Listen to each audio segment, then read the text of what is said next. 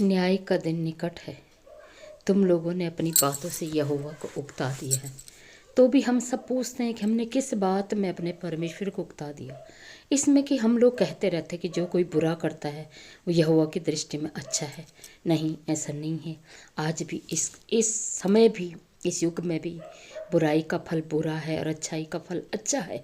क्योंकि प्रभु यीशु ने हमें प्रार्थना करने सिखाई है कि हमारे पिता जो तू स्वर्ग में है, तेरा नाम पवित्र माना जाए, तेरा राज्य आए, तेरा राज्य जैसे स्वर्ग में वैसे इस पृथ्वी पर भी हो। स्वर्ग का राज्य क्या है कि कभी किसी का बुरा न करना।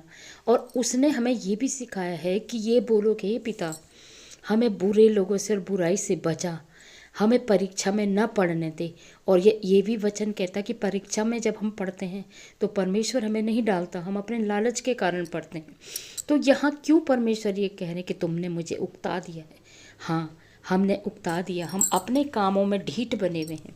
हम परमेश्वर के मार्ग को, सत्य मार्ग को नहीं जानते, क्योंकि हमारा परमेश्वर तो न्यायी है। और तुम लोग कहते हो कि न्याय कहाँ है तेरा। उसकी दृष्टि में जो अच्छा होता है वो उसके लिए न्याय करता है, और उसकी दृष्टि में जो बुरा होता है उसके साथ बुरा होता है। लेकिन बुराई का फल जल्दी नहीं मिलता।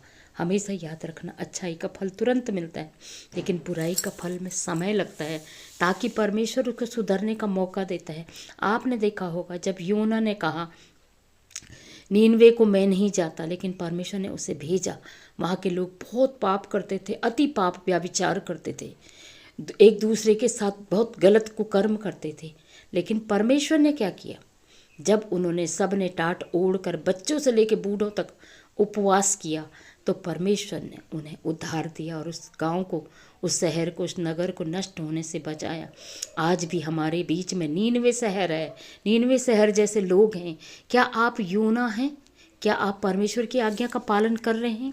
क्या आप उस उपवास प्रार्थना में बैठे हैं?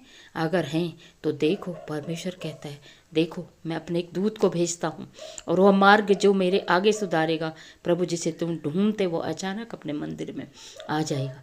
आपके पास भी कोई भी दूत भेजा जा सकता है। वो योना हो, वो यीशु मसीह हो, वो जिब्राइल हो, वो गैब्रिएल हो, वो माइकल एंजल हो, वो दाऊद हो, वो याकूब हो, वो यीशुफ हो, कोई भी हो मेरा परमेश्वर उन पतरस, पौलुस, मती, सबको, दानियल, ऐसे ऐसे दूत परमेश्वर ने उद्धार के लिए भेजे थे। और प्रभु यीशु ने तो हमें अनंत जीवन दिया, उस मृत्यु से बचाया। इसीलिए यीशु परमेश्वर का प्रिय पुत्र कहलाया। अपने मंदिरों को साफ सुथरा रखो, उस पवित्र आत्मा की देह को परमेश्वर के आगे सुरक्षित रखो, तो